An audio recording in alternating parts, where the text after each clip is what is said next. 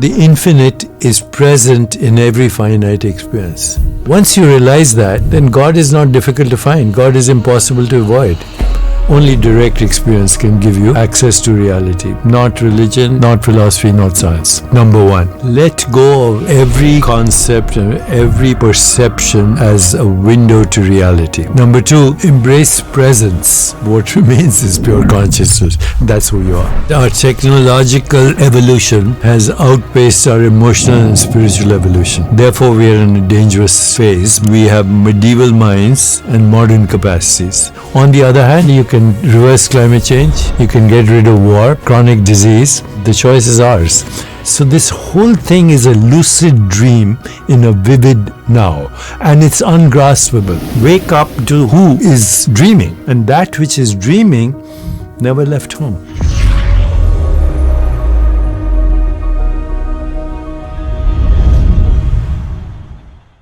Deepak, you have been called a spiritual teacher, a guide, a healer, a scientist.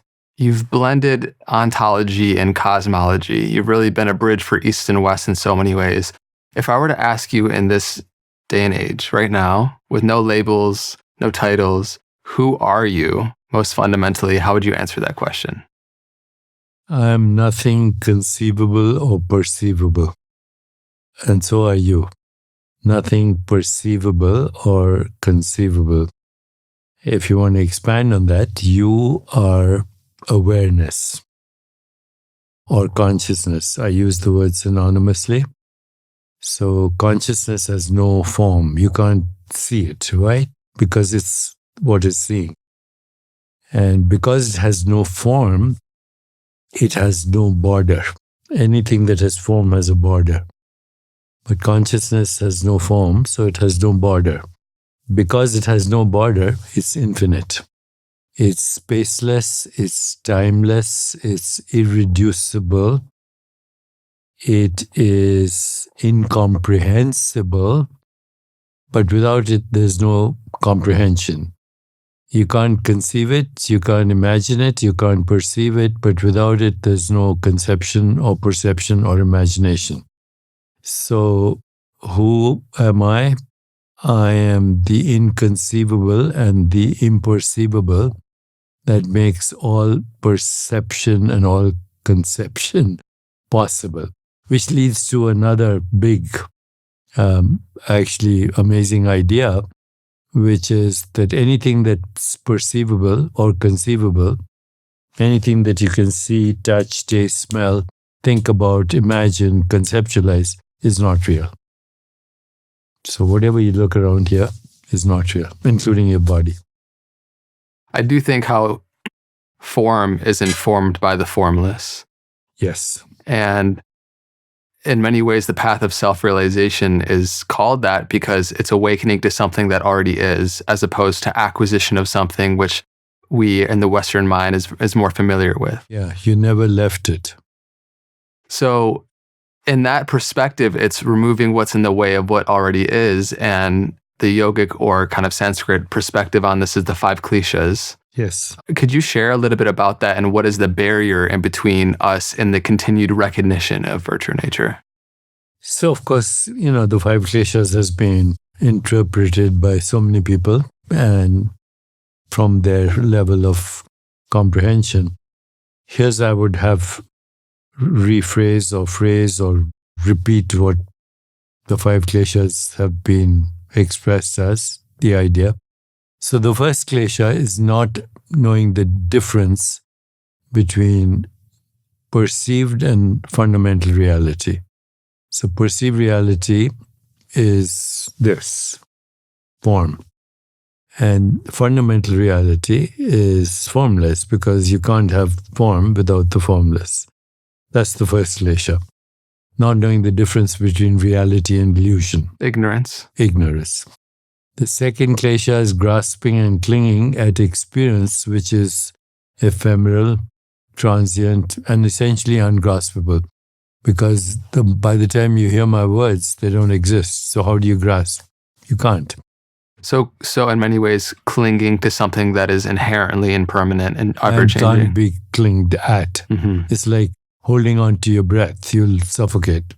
You can't, if I ask you to hold on to your breath, after a while you'll suffocate. So if you hold on to anything, you'll suffocate, basically. And that creates a barrier to intimacy with life because you substitute life with a model of life. It's like going to a restaurant and eating the menu. Yeah. It doesn't do anything. Yeah, no, I love that because I think we are in a society that is devoid of nutritious soul food when we're fed so much eye candy in a way. Okay. So the third klesha is recoiling from the same impermanence. Fourth klesha is confusing yourself with your selfie, which is, identifying with your ego mind, which is your selfie. And yourself with your selfie. I love it, yeah. And the fifth is the fear of death. Now, actually, if you look at all these, they're entangled. So if you solve the first one, you solve the others. If you solve the first one, meaning the recognition of who you are, or then the rest disappear. So the awakening to yourself as consciousness, would you verbalize it like that? That you are the consciousness which enables the persona to exist? You and the universe are consciousness, period. So if I asked you this, what is this? You'd say it's a jar with water in it, right? They say, okay, go a little further. It's an object, a physical object. Go a little further. Is it a physical object or is it a perception? Okay, because before you can call it a physical object, you have to perceive it. Now go a little further. Where is that perception occurring? In your eyes? There's no photo of this in your eyes, so there's only chemistry. Okay, in your brain, there's no photo of this in your brain. Where is this experience happening? Within. But where is that? In my consciousness. Where is that? Here. Okay, that's close. But where is here? Now. Where is now? Now is not in space-time. So even when people say now is the present moment, that's misleading. Because the present moment is in time and in space-time. It's actually happening in a presence that's outside of space-time.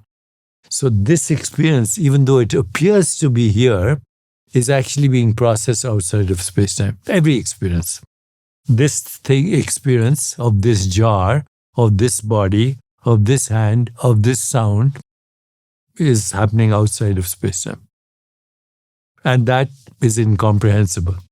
We're seeing a revolution in emerging scientific understandings of the nature of consciousness, perhaps not as a development of unconscious complexity neuronally, but rather as more fundamental aspect, which Eastern, obviously Western. Yes, see, the neuronal activity or the neural correlates is also an experience in consciousness.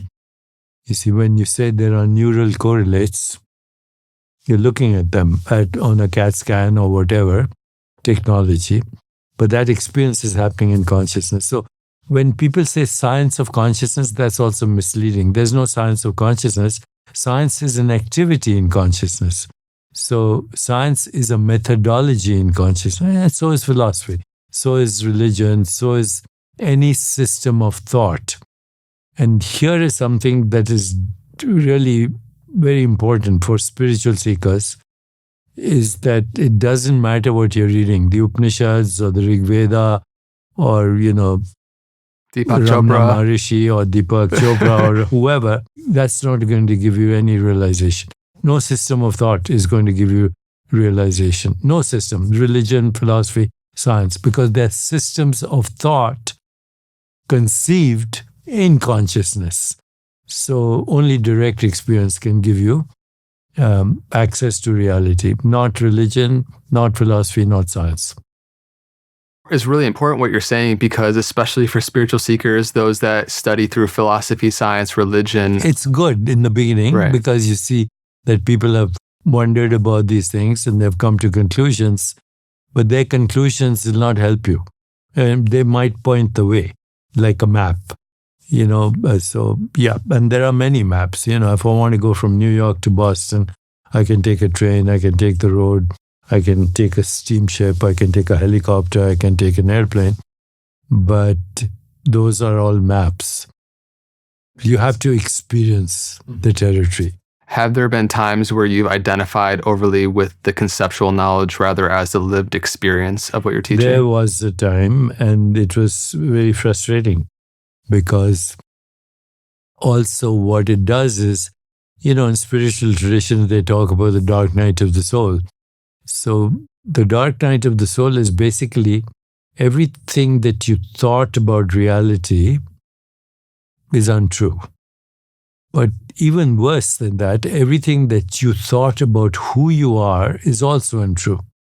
So that is a trigger to losing your habitual certainties, number one.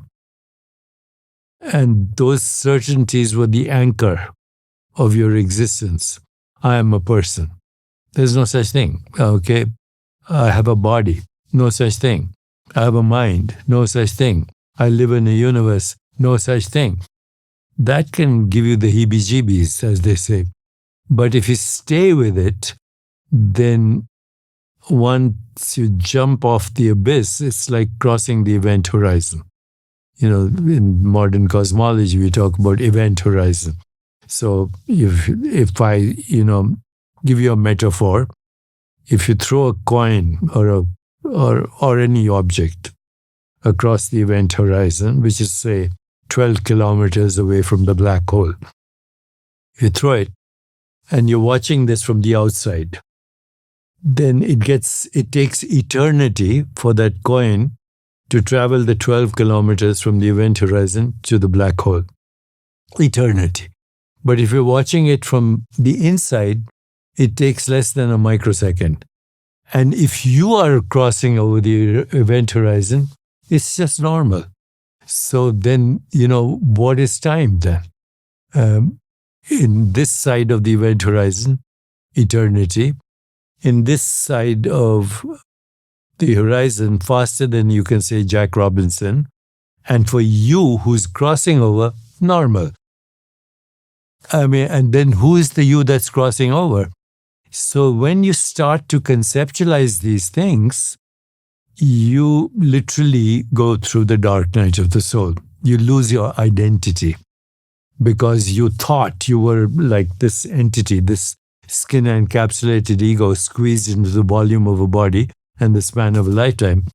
When you realize that is an experience in you, rather than you are an experience in the body is an experience in you. Rather than the fact that you are in the universe is in you, and that you is not a person. Okay, so that is, in the beginning, very scary. But it's liberating. Once you take the jump, it's liberating. And it can't be described. That's why, the yogic traditions, you seem to know yoga. There is, the yamas and the niyamas. And the last niyama is called Ishwar Pranidhana, which means surrender to the incomprehensible. Because you can't figure it out. You cannot figure it out conceptually. Because anything you conceive is wrong. Anything you perceive is wrong. My perception tells me the earth is flat. Nobody believes that anymore.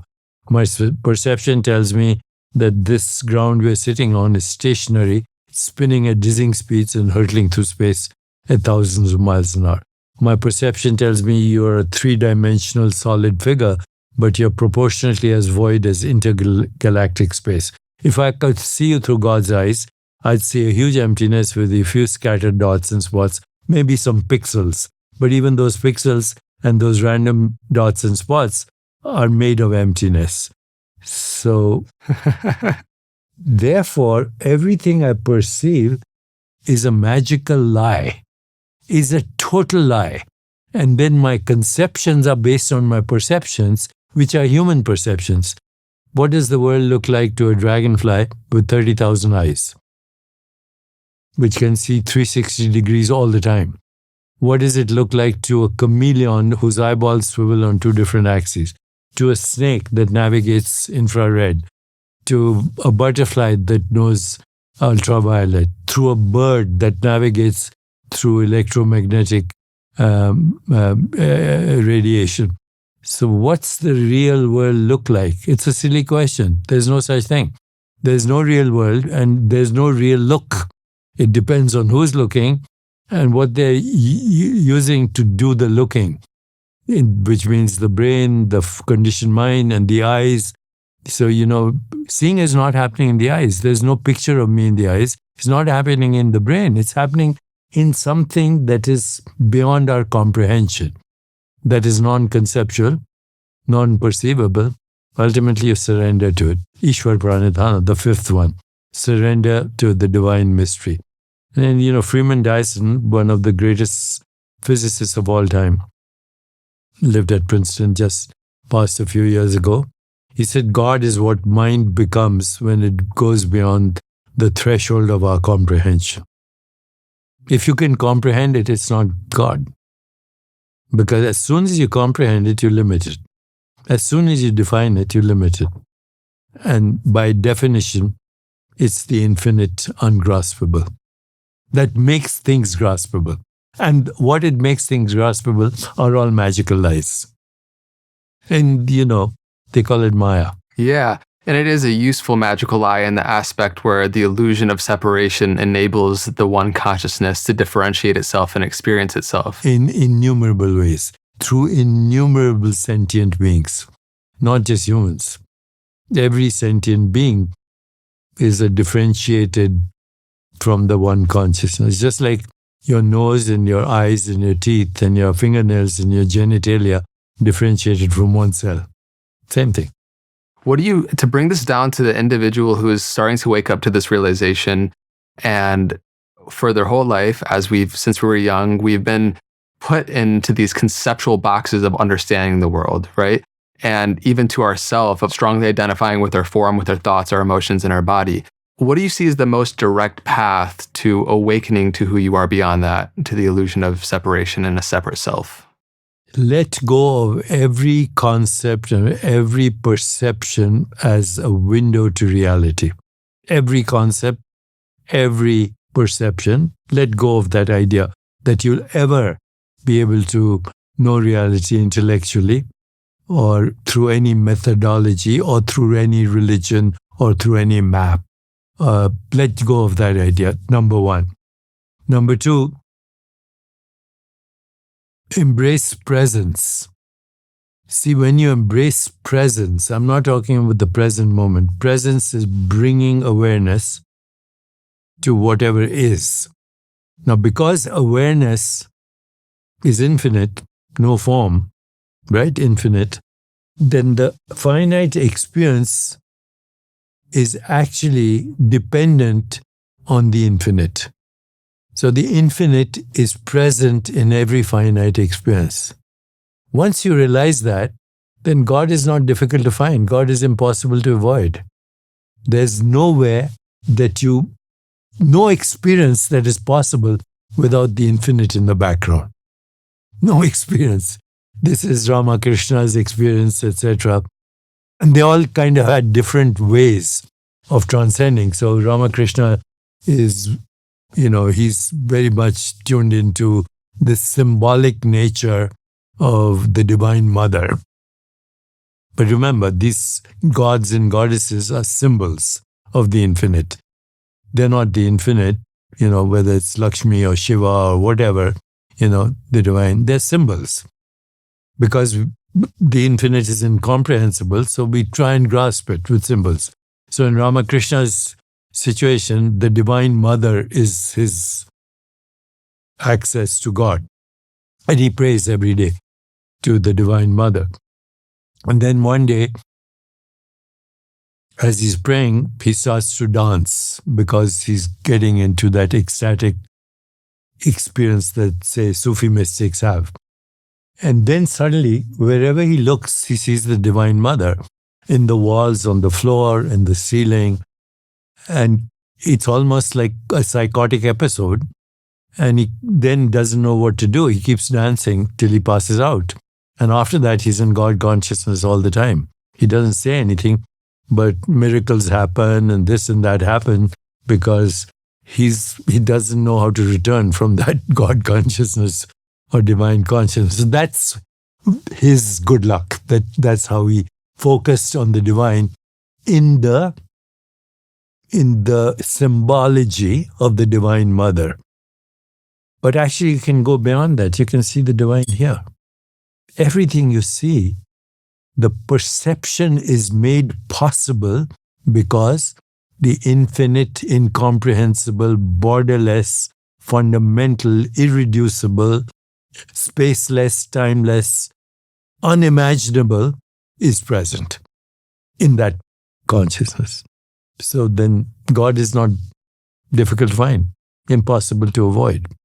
I love that. That's intoxication. Yeah. We live in a time where, thankfully, like there's, because of the internet and access to conversations like these, spirituality and these understandings are spreading at a rapid rate. And yet there is also the aspect of commodified spirituality, rather insight or advice that kind of soothes the ego instead of dissolves it. And I'm just curious, what do you think and what advice do you have for people to discern between the two? Because even this all can become a concept one cherishes and holds and then misidentifies as form. Yeah, but that problem has existed forever. Jesus goes to the temple and he says, you have desecrated the home of God, right? He overturns the tables, much to the annoyance of the rabbis. But the rabbis are making a living by selling trinkets, right? Kumbh Mela, everybody's going there into India. Half the India's population showed up because they think, they'll get a dip and then all the people out there are selling trinkets. They take a Ganesh with you, take a this with you. So that problem hasn't gone away since religion was discovered. And it is not going to go away. And furthermore, I think it's okay because commodifying spirituality is better than commodifying pornography or commodifying weapons of mass destruction or commodifying war, which is our major industry right now, or commodifying all the things that hurt us. So why not commodify something that actually soothes somebody till they get it that this is not reality? Only when they stop seeking, they find what they were seeking. You have to stop seeking. And there's one hymn in Adi Shankara, in 1880, which is beautiful. Not this, not this, not this. Take away every label, every construct, every idea. What's left is the source of all ideas. Where does memory come into this? Memory is a very interesting thing. So, you've pushed back a lot on the idea that it's stored in the brain, right? Yeah. So let's demonstrate this, okay? What did you have for dinner last night? I had some sweet potato and veggies. Pretty boring. So when I asked you that question, you spontaneously told me sweet potatoes, veggies. Now, as you are telling me that, do you remember who was with you? I was alone. Oh, you was alone. You know the room, etc. So that one question triggered sensations, images, feelings, and thoughts, right? One question. Now, if I go into your brain, do I find a neural network says I had veggies and whatever? No. Maybe electrical synapses. Yeah, electrical synapses, which got triggered when I asked you the question. Mm-hmm. Okay? But where was that information before I asked you that question? Who knows? I don't know. Okay, good. Now go to the next step. Uh-huh. Can you recall anything from your teenage years right now? Just anything. Yeah. Yep. Riding a bike. And now you see the image and the scenery. Can you recall anything from your childhood? Yep. So I ask you a question, and you recall what you had for dinner, you recall the bicycle from your teenage years, you recall your toys and bedroom, just by my asking you the question. But where that information existed, and the answer is, it was in a superposition of possibilities. Just like before you observe a particle, it's entangled with all other particles in a superposition possibilities. Where does that superposition of possibilities exist? In pure consciousness. So you go, every time you remember something or imagine something, you go to the source of all experience, which is consciousness. Okay, so when people say, where do I go after I die? It's where that veggies were. Okay? You don't go anywhere. You're there now because you could not have a single thought, a single memory, a single thing to imagine without going to the source of all imagination or source of all thought.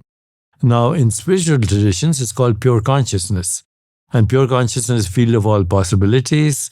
It's a field of uncertainty because, you may not remember exactly what accurately, but you'll make it up anyway. So it's a field of possibilities. It's a field of uncertainty. It's a field of entanglement, correlation, and it's outside of space-time. You never left that place. So, to a yogi, say, where do you go after I die? He says, never left home, And so memory is the key. And before you articulate the memory, in yogic traditions, called a sanskara, a seed. And it's not only a seed of memory, it's also a seed of imagination, and it's linked to what is called karma. Karma is just the interpretation of a past experience. Nothing good, bad about it. I go to Disney World, you go to Disney World. I don't enjoy the experience, you love it, and you go back, and I get scared, and, I'd rather not, next time on an airplane, it reminds me of Disney World. Horrible. So now we have two different karmas from the same experience because we interpreted sensations. That's all you experience, sensations. You interpreted them differently. So in Buddhist literature, this is a conceptual body. In Indian Vedantic literature, this is a karmic body, but it means the same thing. Karma, memory, sanskara, imagination, desire are all fluctuations of consciousness. They are vrittis. So that's why one sentence in yoga captures it all. Yog chit vritti nirodh. When the fluctuations of consciousness die down, all concepts, all ideas, all theories, what remains is pure consciousness. That's who you are. This whole yogic literature is just about that, including the asanas. Asana means seat of awareness. Okay? Pranayama means the energy that comes from the awareness, vital energy. So asanas and pranayama properly understood with the yamas and the niyamas, and then the pratyahara, knowing what's happening inside your body. Today they call it interoceptive or visceroceptive experience. That's the preparatory stage for dharana, dhyana, samadhi. Focused awareness, meditation, transcendence, which leads to so-called supernormal powers of siddhis, which are non-local dormant potentials that every human being has access to. There's such a world of information on the path of awakening and self-realization that have been here for thousands of years that are getting more recognition, but it's so important. And I just really appreciate, the work like similar people like you have been doing for decades, bringing this into understandable language in the modern times. I'm curious how your views have evolved and shifted on the non-locality and entanglement of consciousness over time, if they have at all. I went to a regular medical school. Then I trained at Harvard, Tufts, BU. I specialized in neuroscience, neuropeptides. And my first glimpse into this world was when looking under a microscope with a colleague, and we were, looking at these molecules, These days, everybody knows what serotonin, dopamine, oxytocin, etc. And she said, these are the molecules of emotion, my colleague. And I said, that's amazing, what you just said. Do you realize what you said? Molecules of emotion, the interface between consciousness and biology. So that triggered my interest in mind-body medicine. Several years later, I met Maharishi Mahesh Yogi. He said, what do you do? I said, I study the brain. He said, tell me more about it. I said, neuropeptides. He said, what are they? I said, they're molecules of emotion. He said, they're not real. Now that was kind of jarring. Okay. What you're studying is Maya, the world of illusion. If you come to me and I'll show you scholars who'll show you another world. So I said, what do you want me to do? He said, give up everything you're doing and come and study with these people that I will introduce you to, and I'm myself too. I said, I have a family, I have a mortgage to pay, I have children to go to school. Where's the money going to come from? And he thought for a moment. He said, the money will come from wherever it is at the moment. Take the plunge. So I did. And the money came because I started writing books, etc., more than I could have ever imagined. But it was leaving one world for another. I realized that everything I believed in was a superstition. That matter itself is a superstition. Physicality, the physical universe is a superstition. There's no such thing. There's only consciousness. I love that you took that leap. There's that Terence McKenna quote that says, this is how magic is done, by hurling yourself into the abyss and realizing it's a feather bed. Yeah. And trusting in that deep way. So then would you say that your views on consciousness and non-locality, They evolved. To the point where if you're not experiencing synchronicity, then you're disconnected from non-local being, which is you. Because you're in the normal world of experience, it's linear time. In the non-local world of experience, it's a non-linear holographic rendering of time. And it's literally the matrix. Now, psychedelics can give you that experience. The Mayan calendar is all about this holographic rendering of time. The Vedantic view of time is cyclical. It's the breathing in and the breathing out of Brahman. So many traditions have explored this. But now that we have modern technologies, look at the brain that correlates. There's a part of your brain called the default mode network, which is literally the neural correlate of your ego mind.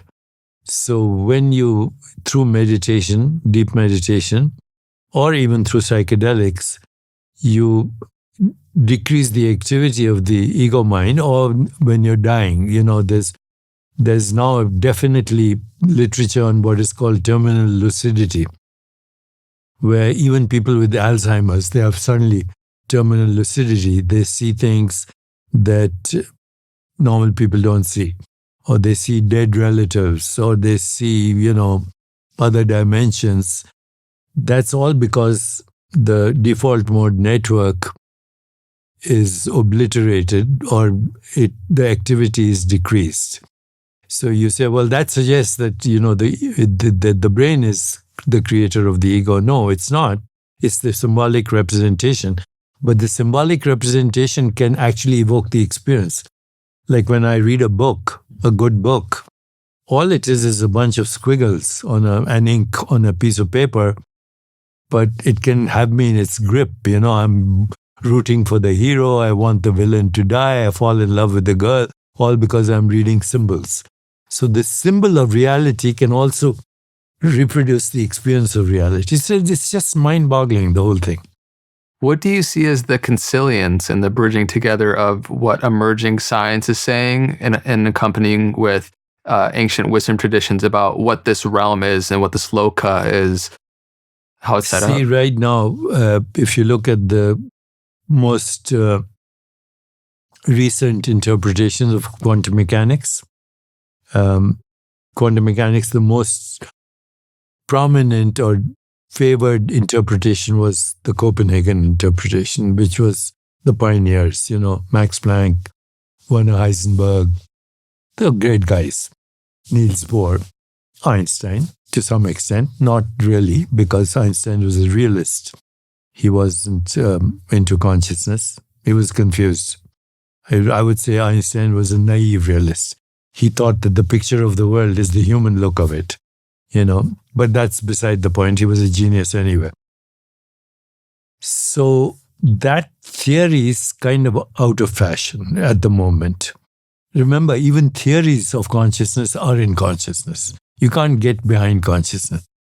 Right now, the most important theory in consciousness or in quantum mechanics is called the multiverse or the multi-world theory, which means if you allow the wave function, Schrödinger's fake wave function, to keep distributing into innumerable branches, each of them results in a different universe.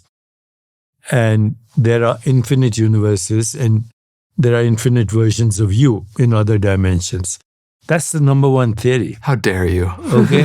That's the number one theory. In string theory, multiverse, multiworlds, they're all kind of going in that direction mathematically. Yeah. Sean Carroll, who was the physicist at Caltech, popularized that theory more than even the originator of the theory. Of infinite multiverses. Infinite multiverses. But if you ask Sean, are these real? Are these universes real? He'll say yes, because that's mathematics, which is not real, which is in imagination, in consciousness.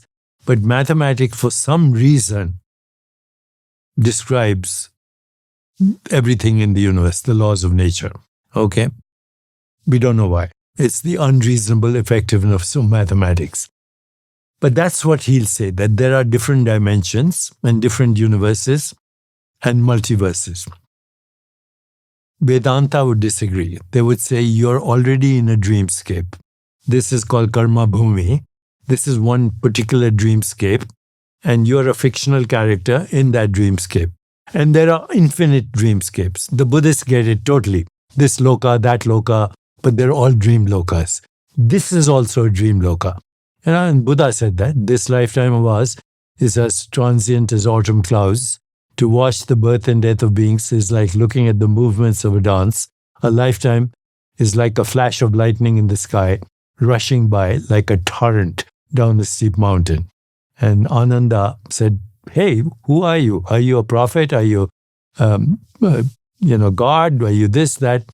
Buddha said, none of the above. So Ananda said, wait a minute. Before you leave, you have to tell me who you are. And he said, I'm awake. Those were his last words. Wittgenstein, we are asleep. Our life is a dream, but once in a while we wake up enough to know that we're dreaming. So this whole thing is a lucid dream in a vivid now. And it's ungraspable. Because as I said, by the time you hear my words, they're not there. What happened to your childhood? It's a dream. What happened to your teenage years? It's a dream. But what about yesterday? What about 5 minutes ago? What about a second ago? It's ungraspable. That's the klesha.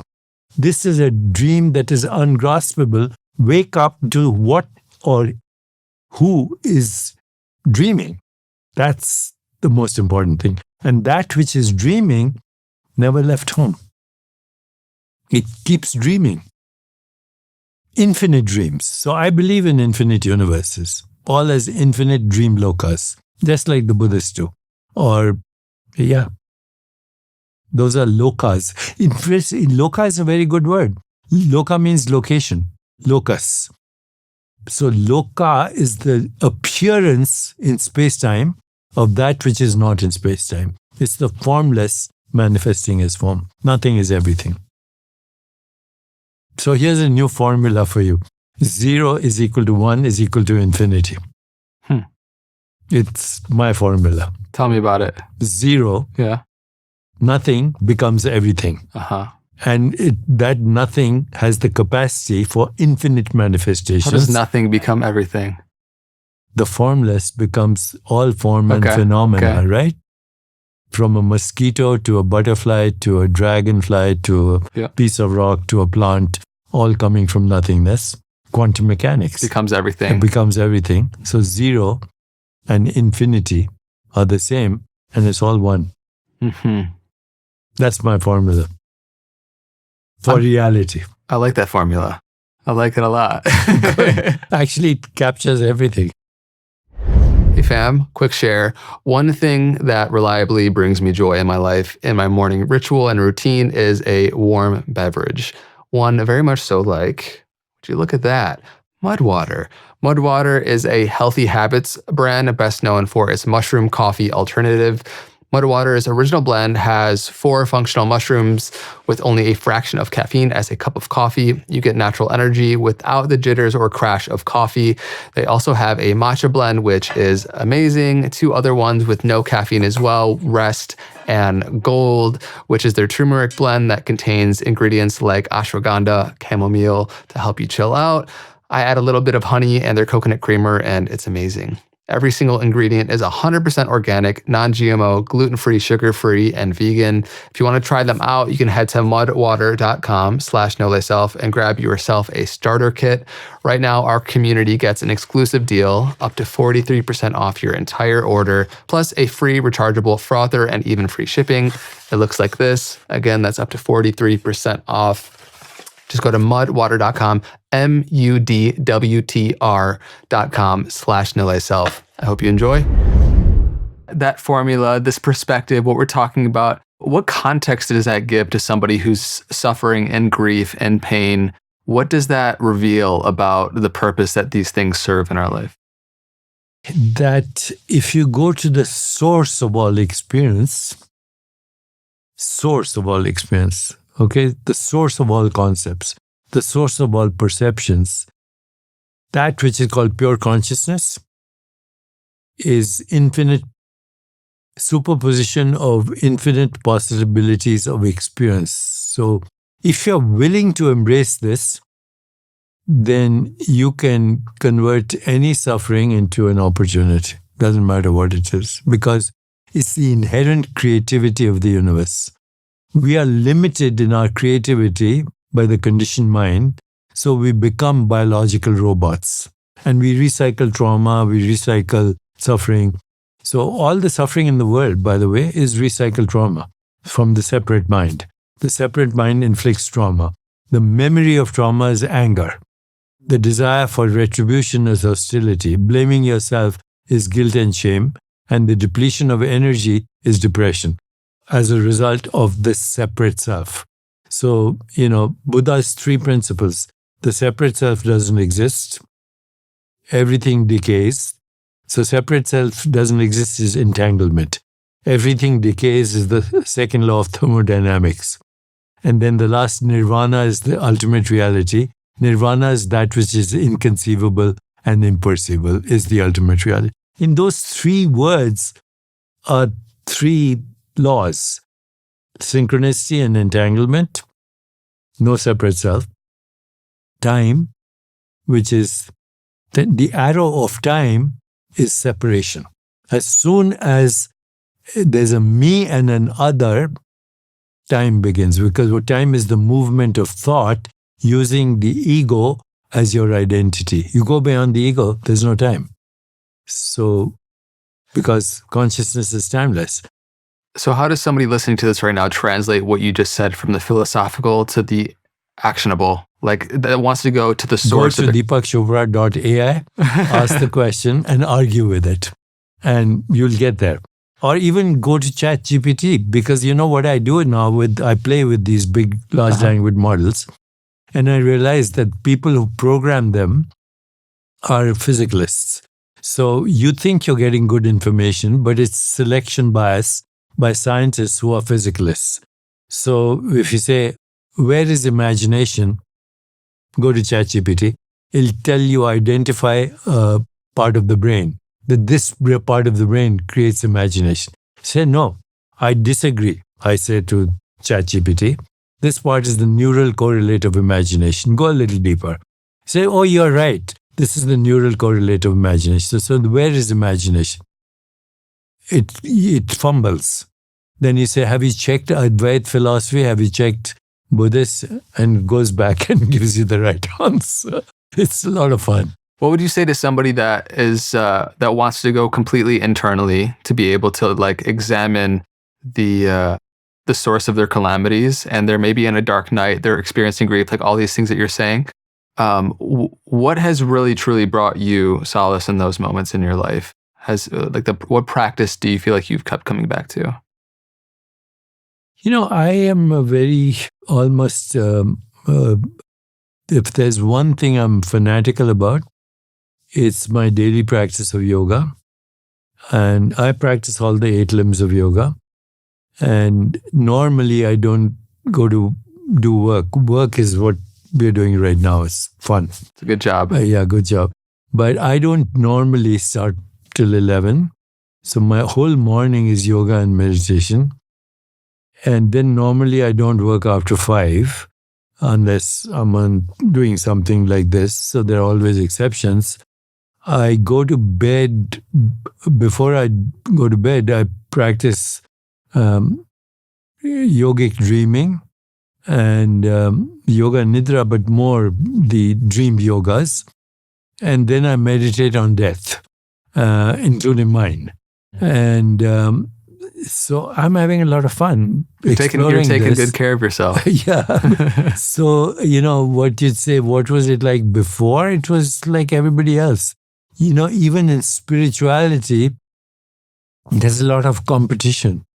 The gurus are competing with each other for attention. It's not about the knowledge. It's about them. So, when you give up all that, it's all fun. It's all joyful. It's very joyful. And then you realize there's no point doing anything that's not joyful, including spirituality. If it's not giving you joy, why bother? Yeah, and there's both the, top down and bottom way up looking at it. I'm curious, the joy you bring to things versus the joy you find in things. And because there's a lot of, maybe people are working jobs or find themselves in a situation that they don't perceive as enjoyable. But I think that shift in perception you're offering allows you to bring joy into what you're doing and then move in the direction. And the best teachers are children and babies. Indian expression, every child that's born is proof that God has not yet given up on the human being. Children, they're totally innocent, totally joyful. They don't need a reason. They're curious. Yeah. They take risks. They take adventures till you say, shut up and behave yourself. Yeah, everyone knows the feeling of a child's face and joy. It just beams source energy into your life. Absolutely. You said you do meditate on death, and I'm curious, what do you really feel like happens after consciousness the moment after we die? What is your best up-to-date understanding of what happens? There are 2 ways to think about it. One is what happens to the space in this room if the walls are destroyed. The space you can't divide, right? The space outside the room, inside the room, inside this, between your thoughts is the same. You can neither create it nor destroy it. So, short answer is nothing happens. What happens to the screen when you stop watching Netflix? Or then you switch on to Disney on their screen, or switch on to Amazon. The screen has the capacity to deliver infinite movies. But the screen itself is not affected by the movies that are on the screen. Think of a mirror that can reflect infinite sceneries, but the mirror itself is not affected. So the real you is not affected. It recycles and evolves. Now you say reincarnation. It's not a bad word, actually, because it's happening all the time. Your stomach cells are recycling every 5 days. So the stomach cells you have today weren't there 5 days ago. But what is really there is the memory of how to digest food, right?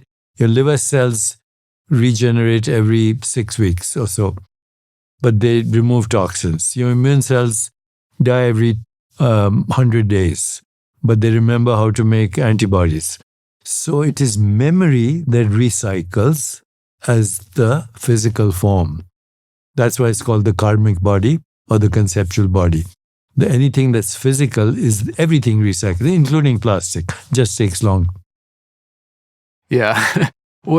How, in theory, if what's most irreducible about the aspect of ourselves is the space in this room, how could any continuity of individuality or memory go into another form? So the continuity of memory is part of the matrix of all memories. So, somebody says, I was Cleopatra. I've met a lot of women. I've heard that a few times. Yeah. I met 100 women who were Cleopatra. What they may be tapping into, first of all, is the matrix of memories. Okay, so in the collective domain, your memories are entangled with everybody's memories. Furthermore, memories are not in space-time. They're in consciousness. So what we call individual identity is also part of the matrix of you're entangled with all identities. And so, to my mind, what happens is you recycle, but you also evolve in your identity. So you reincarnate, for sure. But what reincarnates is imagination. How certain are you? I'm 100% certain. How? Because I experience it every day. I visit lokas. I meet other beings. You do? So you like astral travel? All of that. But I know it's all a show. It's all a dream show. See, I would say the only way we could be certain is if we have direct experience of it. Otherwise, it's another belief, right? So you're saying you're actually experiencing it. Yeah, but also I imagine my death in that here I am, a corpse, set to fire, dispersed in the Ganges or down the toilet, doesn't matter. Both have the same hygiene. So I imagine all that. Then I say, can I get rid of the consciousness that is imagining? And you can't. Right. You cannot get rid of that which is imagining. And that's the only thing that's real. And that can't be imagined. Yeah, consciousness being the one thing that can't be an illusion. Cannot be an illusion. Yeah. What do you say, because you've been talking about the nature of consciousness, non-locality, entanglement, and all this for quite some time. How do you... I'm a non-local being having a local experience. That's a rephrasing of I'm a spiritual being having a human experience. I love that. What do you say to the individuals that have criticized, I guess, the talk of quantum mechanics and taking them out of their technical context? I used to get really upset and pissed off and argue with them and they had a point. I'm not a physicist. I didn't train in theoretical mathematics. But I think that's a limitation. So the more I've looked at quantum mechanics, I realize it's the best model for looking at the micro universe. Just like general relativity is the best model for looking at gravity. And that's why they're having problems. You can't match gravity with quantum mechanics because there are different ways of looking at the same thing. And they seem contradictory. So quantum mechanics is not the reality. It's a model of reality. I recently, in my book, You Are the Universe, I substitute the word quantum mechanics for qualia mechanics because you don't experience quanta, you experience experience, which is qualities of experience. Qualia is quality. So qualia is the smallest indivisible unit of experience, the taste of red wine. I can't describe it to you unless you've tasted it. The smell of garlic, the taste of ginger, the thought of your mother, a feeling, a love, of love. You can't capture it in quantum mechanics, but you can in qualia mechanics. And qualia mechanics obeys the same laws as quantum mechanics. If I ask you what's your next thought, you don't know what it is. Uncertainty principle. Before you have the next thought, superposition with all thoughts. Singularity. You are that singularity which is the superposition for all possible experience in every sentient being. Go on and on. So, this is great to play with, but it's not reality. These are still models of reality. Yeah, systems of thought. Mm-hmm. This is good stuff. You're good. You're good. You've been doing this for a while. I love it. I want to zoom out just a little bit. Not that we haven't already been pretty zoomed out, but we live in a very interesting time in the 21st century with the exponential tech that's happening with super intelligent AGI. I'm curious if a 25th century citizen, human being, was to look back on our time as 21st century people, what do you think, what observations do you think they would make about where we are on our human developmental That journey? our technological evolution has outpaced our emotional and spiritual evolution. Therefore, we are in a dangerous phase because we have medieval minds and modern capacities. Perfect recipe for extinction. So you better wake up, or we have come to the stage where technology has outlasted its purpose. So AI can destroy the world. Don't need to give you ideas. Cut off the electricity in a city, biological warfare, poison the food chain. I don't want to give ideas. You already did. But we can destroy the world with AI like this. Yeah. On the other hand, actually you can reverse climate change. You can get rid of war, social, economic, gender injustice, chronic disease. The choice is ours. You can use a knife to kill a person. You can use a knife in the hands of a surgeon to heal a person. You can destroy a city like Los Angeles with fire, but you can also cook food. Mm-hmm. There it is. What do you make of that dichotomy where we are very adolescent in our development of emotional intelligence, and yet we have this technological revolution? And that comes from the separate self. mm-hmm. The technology is driven by ego minds and nerds who have no idea of the wholeness of reality. They're reductionists. So, you go. That's again in the first principle of Buddhas, the separate self doesn't exist. Similarly, no object exists by itself. So nor does the separate self exist. The separate self is also the non-self nature of objects. No object exists by itself. Okay, this first law of the Buddha, and now entanglement, synchronicity, non-local correlation. It's coming close, these models, but it's too slow. I don't really worry about it because I'm off to my next loka.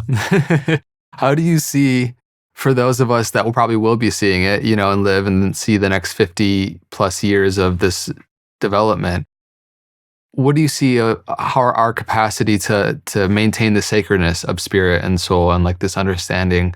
Of course, it can't be tarnished. That's that which is not tarnishable, but like, are you optimistic about our capacity to, not reduce humans to biological machines? Either we'll evolve into meta-humans with siddhis and supernormal abilities, mm-hmm. extrasensory perception, non-local abilities, or, whatever the mystery said, the human species was a good evolutionary experiment, didn't work. Been there, done that, just like dinosaurs. Don't you think with every big evolutionary jump in our genome, it has gone through some sort of traumatic experience to transmute to that next iteration? Yeah. There's hope there.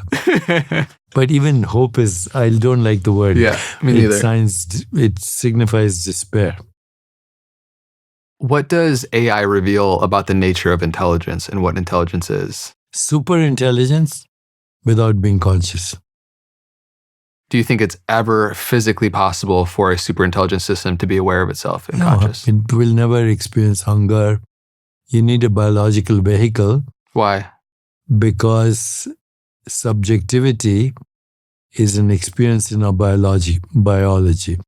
Subjectivity of something. How do you know you have a biology? They say, what's the biological basis of consciousness? There's no biological basis of consciousness. Biology is an experience in consciousness. Okay, so consciousness is the source of subjectivity, but it does so by what we call the subject-object split.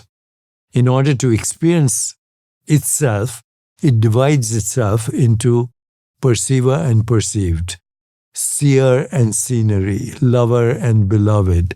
But the subject-object split is inherently artificial. Okay? Because at the source, there's no subject-object split. There's only experience. So every experience you have, like right now, when I walk out of this room and you do whatever you're doing, we are two different persons. Okay? We are not the same being that we were as a result of this experience and this exchange. Okay? So in every experience, you are a new subject and you experience a new object. Every experience. And both the subject and the object are created in the experience seeing. So in the seeing is born the seer and the scenery. In the hearing is born the one who hears and the object that is heard. In the tasting is born the one who's tasting and the perception of that which is being tasted. Therefore, there is only consciousness constantly experiencing itself as subject and object. And you are that. You're neither the subject nor the object. You're the source of both. So, in science, they say, is the mind doing the brain or is the brain doing the mind? They're both doing each other, but they're both being done by something which is neither the mind nor the brain. I'm going to write that down. That's great.